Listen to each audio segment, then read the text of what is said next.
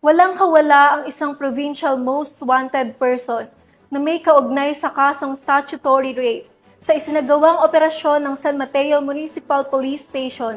Ang detalye ng report mula kay Patrolwoman Rosemary Rapiz.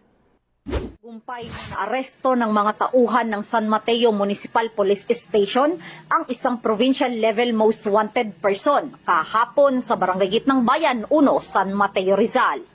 Kinilala ang akusado na si alias Andy, 52 years old, isang negosyante at residente ng Barangay San Jose, Rodriguez, Rizal. Nahaharap si alias Andy sa kasong statutory rape na iniutos ng RTC Branch 76 San Mateo, Rizal kung saan wala itong inirekomendang piyansa. Sa pahayag ni Police Colonel Feleteo A. Gonzalgo, Acting Provincial Director ng Rizal Police Provincial Office, tiniyak niya na patuloy ang kanilang maigting na kampanya laban sa mga wanted person. Dagdag pa niya, hindi titigil ang kapulisan ng Rizal sa pagsugpo ng krimen na nagdudulot ng banta sa seguridad, kapayapaan at kaayusan ng buong probinsya.